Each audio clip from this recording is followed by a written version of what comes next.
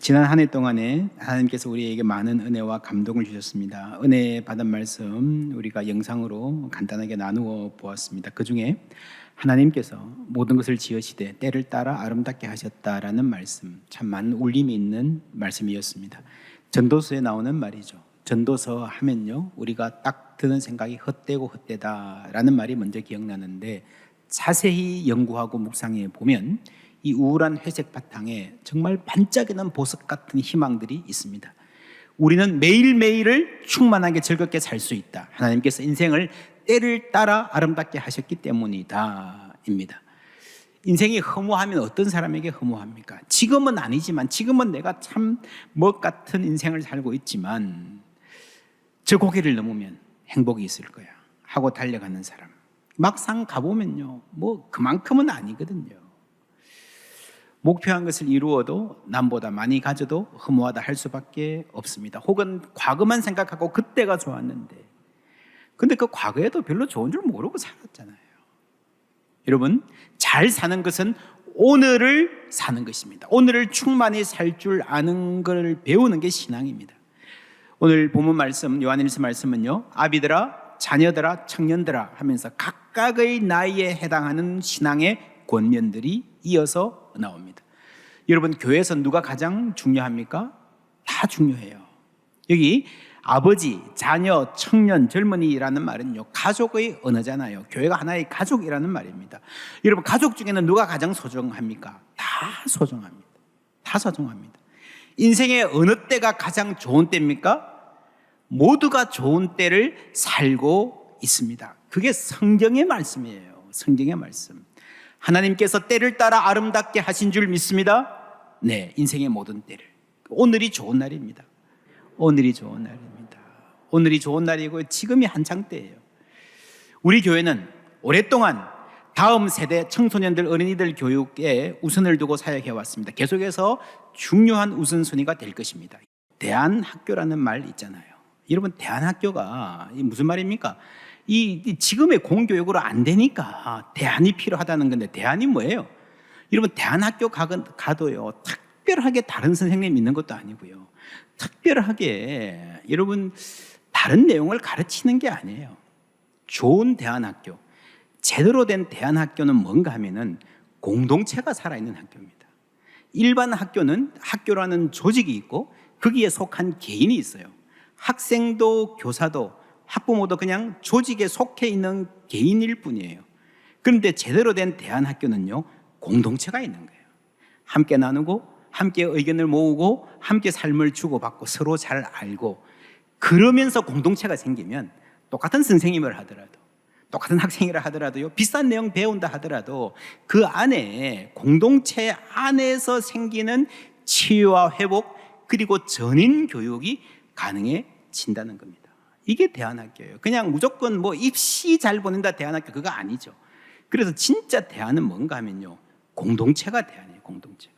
우리 사회 전체, 학교뿐 아니라 우리 사회 전체로 확대해봐도 대안은 공동체에 있습니다. 교회도 그렇습니다. 대형 교회의 장점이 분명히 존재합니다. 잘 준비된 예배, 그렇죠? 체계적인 가르침, 다양한 양육과 돌봄, 그리고 대형 교회는 힘이 모이기 때문에 이걸 지혜롭게 잘 쓰면 사회를 위해서 다른 교회가 할 수 없는 일을 감당할 수 있습니다. 필요합니다. 그렇죠? 좋은 면이 많아요. 그러나 약점도 있어요. 너무 크기 때문에 서로가 잘 모르잖아요. 함께 교제하고 친밀감을 누리고 의견을 모아서 함께 공동체를 세워가기 힘든 면이 있습니다. 그래서 첫째로 소그룹, 사랑방의 교제와 돌봄이 중요하죠. 그리고 그 다음에 여러분, 중그룹이 필요해요. 선교적으로는 한 300명 안팎의 교회가 참 재미있게 서로의 의견들, 창조성을 모아서 할 수 있는 일들이 참 많이 있습니다.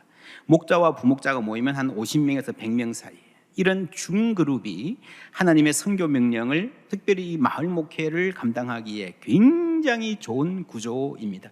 성경 말씀 함께 읽습니다. 청년들아, 내가 너희에게 쓴 것은 너희가 강하고 하나님의 말씀이 너희 안에 거하시며 너희가 흉악한 자를 이기었음이라. 아멘. 세상은 흉악합니다. 그런데 너희가 이겼습니다. 무슨 말입니까? 인생은 전쟁이라는 거예요. 신앙생활도 전쟁입니다. 끊임없는 도전이 있습니다. 너희가, 여러분이 이겼습니다. 이 말은요, 성도들이 구경꾼이 아니고 전사라는 말입니다. 하나님이 우리를 인도하고 보호해 주시지만 그냥 보호하고 응석박이로 키우는 게 아니고요, 우리로 하여금 직접 전사로서 싸우게 하신다는 말씀입니다. 여러분, 현대교회의 가장 약점은요, 소비자 교회가 되었다는 겁니다. 사역의 주체가 되어야 될 성도들이 소비자가 되어서 그냥 그냥 따라가는 거예요. 수동적이 된 거예요. 잘해야 교회 관심. 그러니까 교회 관심 없는 사람은 무관심하거나 관심이 있는 사람은 불평하는 걸로 끝납니다. 이게 소비자예요, 소비자. 그렇죠. 교회는 모든 성도들이 영적인 전쟁을 벌려서 거기서 승리하고 그 승리의 기쁨으로 영광 돌리며 살아갈 수 있도록 훈련시키고 공급하는 보급소입니다. 그래서 여러분, 모든 성도들이 사역의 주체로 서는 게 건강한 교회입니다. 교회의 5대 사역이 예배, 양육, 교제, 선교와 봉사라고 합니다. 정리하면 이 중심의 축이 예배와 양육이에요. 이것은 목회자들이 주도해서 함께 이끌고 나갈 것입니다. 교제와 선교와 봉사, 이 섬김은요, 가급적이면 성도님들이 함께 하는 게 훨씬 좋습니다. 요즘 미국에도요, 가보면요, 건강하게 성장하는 교회들은 침례교, 장로교 이런 타이틀이 붙은 교회들보다 커뮤니티 처치라는 말이 많습니다. 동네마다 대부분 많이 있어요. 공동체 교회라고 이름 붙입니다. 커뮤니티 처치. 여기 공동체 교회라는 말은요, 두 가지 의미가 있어요. 하나는 내적으로 서로가 사랑을 주고받고 서로 알고 함께 살아가는 공동체라는 말이고, 외적으로 지역사회, 커뮤니티의 일원으로 섬기면서 교제하면서 살아가는 교회라는 말도 포함되어 있습니다. 내적, 외적 의미가 다 있죠. 예수님 말씀입니다. 너희가 서로 사랑하면 이로써 모든 사람이 너희가 내 제자인 줄 알리라 그랬어요. 여러분, 사람들이 교회가 내적인 교제에 힘쓸 것인가, 외적인 선교에 힘쓸 것인가, 이거를 나뉘는 거라 생각하는데 절대로 그렇지 않습니다. 예수님은 반대로 말씀하셨어요. 서로 사랑하고 따뜻한 교제가 있는 교회일수록 그 온기를 주위에 나눌 수 있는 교회가 된다라고 하는 것입니다. 내적 교제와 외적인 선교는요, 같은 힘에서 출발하는 거예요. 우리가 이런 교회를 만들어 가야 됩니다. 지금 여러분, 이 세상이 급속도로 바뀌고 있습니다. 그 중에서 가장 중요한 변화는 다른 것보다 한국 사회가 고령화, 초고령화 되고 있다는 겁니다. 한국 정부도 기업도 교회도 경각심을 가지고 준비해야 됩니다.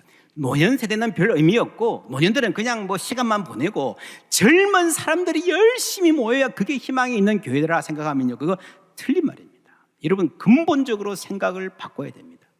노년 세대가 건강하게, 행복하게, 은혜 충만하게 선교적으로 살아가야 그 교회가 희망이 있는 줄 믿습니다. 여러분, 국가도 마찬가지예요. 개인도 마찬가지예요. 이제 100세 시대를 내다보면서 삶을 준비해야 됩니다. 예전에는요, 60대에 은퇴해서 10년, 20년 살다가 세상 떠나셨어요. 근데 지금은 이제 젊은 사람들 입장에서 보면요, 은퇴 후에 40년을 살아야 됩니다. 평균. 준비되어 있으십니까? 교회가 그 준비의 중심이 되고 도울 수 있습니다. 그래야 됩니다. 지금 우리가 대단히 중요한, 대단히 생소한 시대를 앞두고 있는 거예요. 경제적인 준비가 필요하고요, 여러분, 건강관리, 그리고 무엇보다도 관계. 행복한 노년은 관계가 좋은 노년이다. 가족들과 친구들과 교우들과 무엇보다 하나님과의 관계를 잘 가꿔야 됩니다. 13절에 아비들아, 내가 너희에게 쓰는 것은 너희가 태초부터 계신 이를 알았음이요 했습니다. 옛날부터 하던 말이죠. 여러분, 그래서요, 그리스도인들은, 예수 믿는 사람은 꼰대 되기 쉽습니다. 이 지켜야 되는 진리가 있잖아요. 세상 다 변해도 우리가 못 바꾸는 게 있잖아요. 옛날부터 하던 말인데 또 해야 되잖아요. 그런데 여러분, 예수 믿는 사람들이 어떻게 꼰대가 안 될 수 있는가? 진리를 붙잡으면서도. 7절 8절 함께 읽습니다. 사랑하는 자들아, 내가 새 계명을 너희에게 쓰는 것이 아니라 너희가 처음부터 가진 옛 계명이니 이 옛 계명은 너희가 들은 바 말씀이거니와 다시 내가 너희에게 새 계명을 쓰노니 그에게와 너희에게도 참된 것이라. 아멘. 옛 계명을 쓴다. 여러분이 이미 알고 있는 말을 내가 다시 한다. 그러나 이 옛 계명이 바로 새 계명이라는 거예요. 얼마나 여러분 놀라운 말입니까? 옛 계명인데 본래 알던 말인데 새롭게 들리는 거예요. 어떻게 가능해요?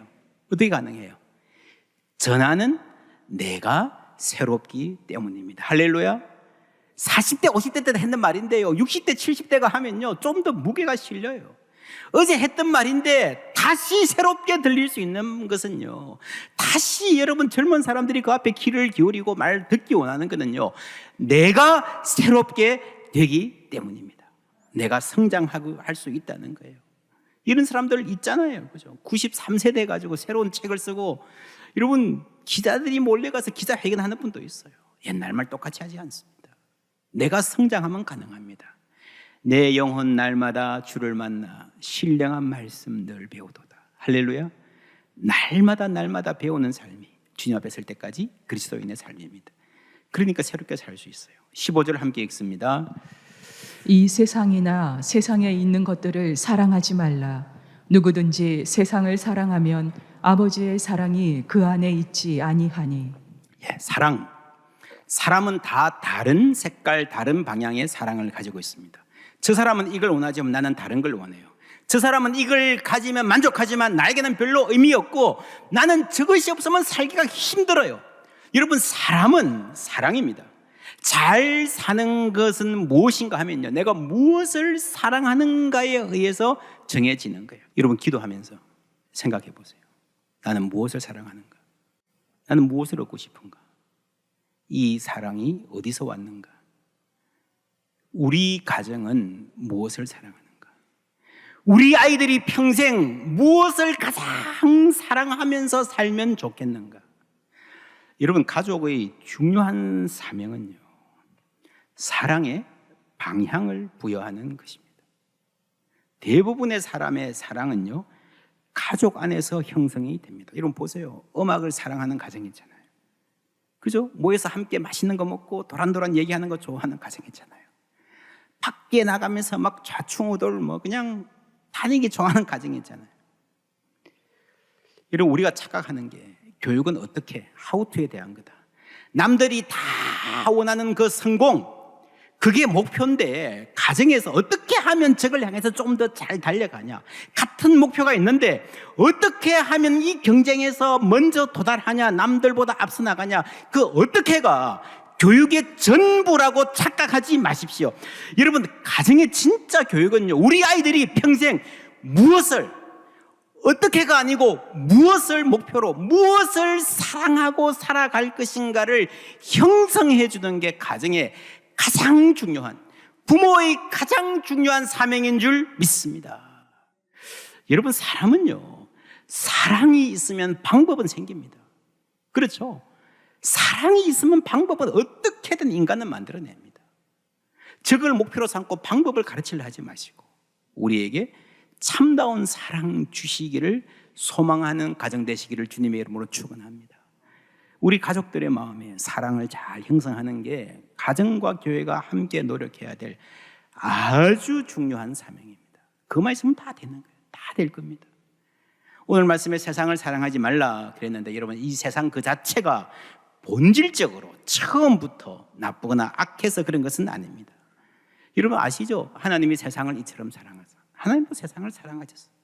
그런데 뭐가 문제인가 하면요, 이는 세상에 있는 모든 것이 육신의 정욕과 안목의 정욕과 이생의 자랑이니 다 아버지께로부터 온 것이 아니요 세상으로부터 온 것이라 했습니다. 이 세상에 있는 게 그대로 있는 게 아니고 우리 안에 뭐가 있어요. 그게 뭐예요? 육신의 에피the미아, 정욕. 내 안에 욕심이 문제예요. 이 함께 만날 때 취하게 되는 겁니다.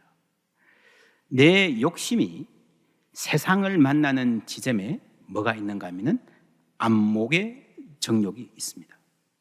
안 봤을 때는 몰랐는데 세상에도 여러분 견물생심 아시죠? 눈으로 보는 게 마음에 들어오고 그게 내 생각을 장악하고 내 사랑을 결정해 버립니다.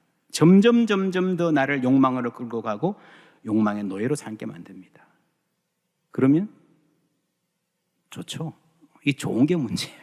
세상 것도 좋은 게 있습니다. 그게 자랑이 되는 거죠. 이생의 자랑. 여러분, 내 속에 있는 욕심이, 정욕이 안목의 정욕을 통해서 세상과 만나고 그게 내 것이 되어서 나의 자랑이 될 때, 이생의 자랑이 될 때 그게 위험해지는 겁니다. 이 자랑은요, 늪과 같아서 한 번 발을 디디면 여러분 빠져나오기 힘듭니다.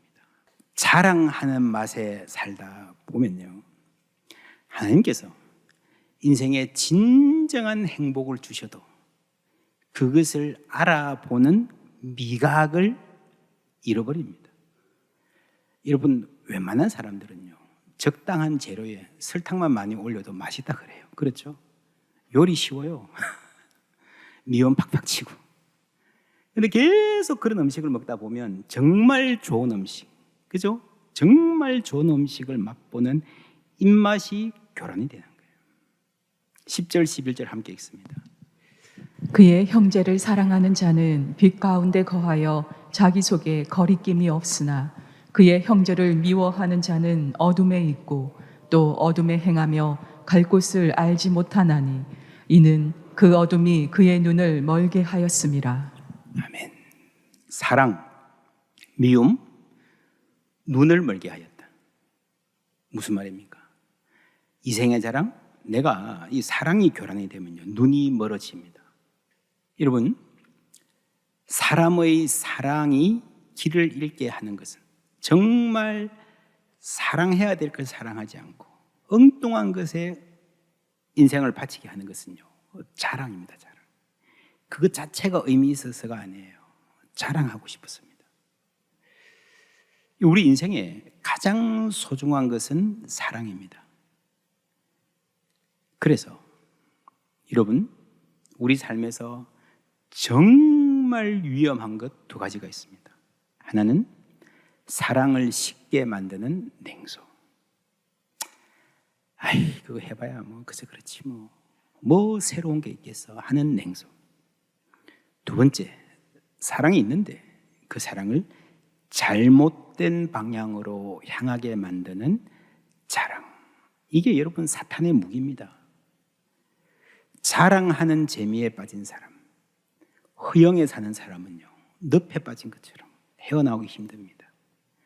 냉소의 언덕을 넘고 자랑의 늪을 피하여 우리는 참 사랑의 사람으로 자라갈 수 있습니다. 이게 예수 닮는 거예요. 여러분, 이제 한 해가 지나가고 또 한 해를 맞습니다. 이런 은혜가 우리에게 있기를 주님의 이름으로 축원합니다. 새해 결심, 뭘 생각하고 계십니까? 새해에 나는 어떤 사람이 되었으면 좋겠습니까? 무엇을 하든지, 어떤 결심을 하든지, 어떤 계획이 있든지, 여러분, 불타는 열정의 사람으로 사는 한 해 되시기를 축원합니다. 열정? 그거 젊을 때나 있는 거지만 내가 이 나이에 아니에요. 속지 마십시오. 얼마든지 우리는 주님 앞에서는 그날까지 열정으로 살 수 있음을 믿습니다. 그리고 그 열정이 방향을 제대로 찾는 삶이 되기를 바랍니다. 정말 소중한 일에 초점 맞출 수 아는 지혜, 그러기 위해서 우리에게 필요한 것이 있습니다. 너희가 강하고 하나님의 말씀이 너희 안에 거하시며, 하나님의 말씀이 너희 안에 거하시며 너희가 흉악한 자를 이겼습니다. 여러분, 하나님의 말씀이 우리 안에 거하시면요, 우리는 흉악한 자를 이길 수 있습니다. 아무리 이 세월이 험하고 흉악하다 하더라도 넉넉히 이길 수 있음을 믿습니다. 사실 저는 올 하반기에 내년을 계획하면서 내년이 되면 좀 모여서 기도도 하고 자연스럽게 좀 교제도 하고요, 훈련도 제대로 받고 그럴 수 있겠다 생각하고 기획했습니다. 근데 지금 연말 주일에 당황스럽습니다. 이게 또 한 해를 또 이렇게 어떻게 꾸려가야 되냐, 그렇게 낙담하고 있는 가운데에 여러분 보셨죠? 지난 한 해도 이 어려운 가운데에 우리 가운데에 성경 읽기에 헌신한 분들이 참 많으시다. 이거 보고 얼마나 제 가슴이 뛰고 희망이 생기는지 모릅니다. 할렐루야. 말씀 붙들고 사는 성도들이 있으시구나. 하나님께서 우리에게 이 어려운 때에 하나님 말씀에 대한 사랑을 부어 주신 줄 믿습니다. 성경 일독 열심히 하신 분들 계속 하시고요, 또 맥체인 성경 읽기표 이렇게 나누어 드립니다. 여러분, 이 성경 읽기는 참 영적으로 유익이 많습니다. 창세기부터 쭉 읽어가는 거 좋은데 뭐 이게 마음에 드시는 분 계속 하시고요. 좀 힘든 면도 있습니다. 이렇게 난 코스도 자주 만나고요. 이 맥체인 성경 읽기는 신구약 섞어서 읽기 때문에 연결이 되면서도 다양한 본문을 골고루 접할 수 있습니다. 그래서 많은 분들이 끝까지 마칠 수 있었다고 저는 믿습니다. 여러분 한번 해보십시오. 참 좋습니다. 이게 교회에서는 읽기표 나눠드리지만 핸드폰에 아주 쉽게 접근할 수 있는 앱도 있습니다. 어떤 앱은 매일매일 체크를 다 해주고요. 뭐 뒤처지면 따라잡을 수 있는 플랜도 만들어주고요. 또 이게 심지어 녹음이 다 돼가지고 유튜브도 돼 있습니다. 만약에 1월 5일 날 오늘 좀 읽기 힘들다 그러면 유튜브 틀어서 그냥 들으셔도 되는 그런 얼마나 좋은 세상이에요? 그렇죠? 이 세상은, 지금의 세상은요, 타락하기도 좋은 세상이지만 경건하게 살기도 참 좋은 세상입니다. 아십니까? 선택은 내가 하는 거예요. 여러분 좋은 선택하시기를 주님의 이름으로 축원합니다.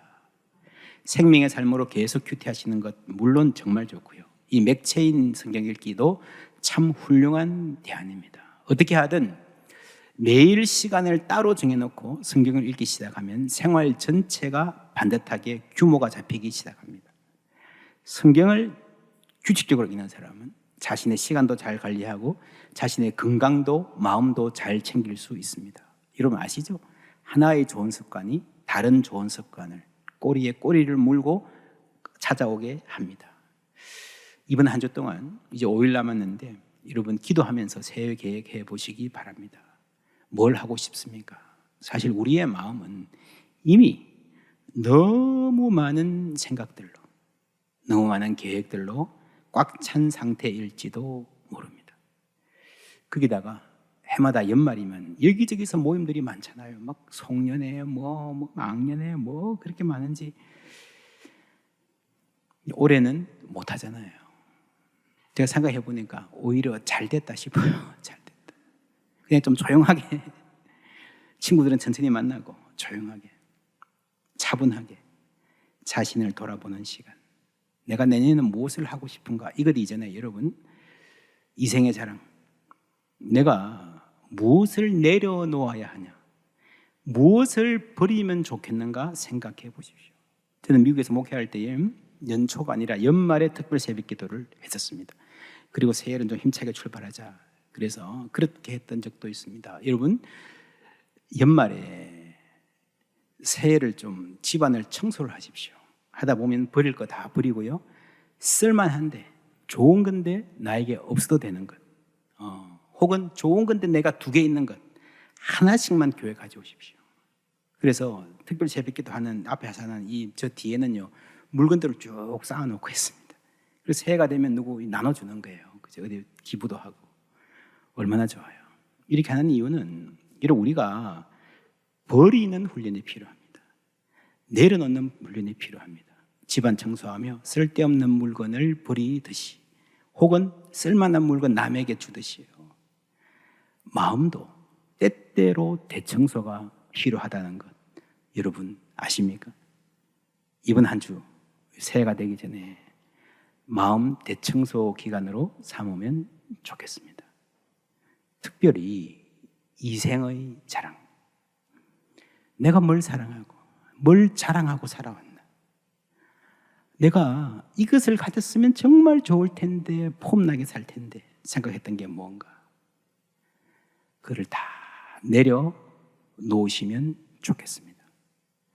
그렇게 깨끗해진 공간에 우리 마음에 하나님이 어떤 소망을 채워주실지, 어떤 사랑을 주실지 기대하는 마음으로 한 해를 보내고 새로운 소망으로 한 해를 시작하는 우리 모두 되기를 주님의 이름으로 축원합니다.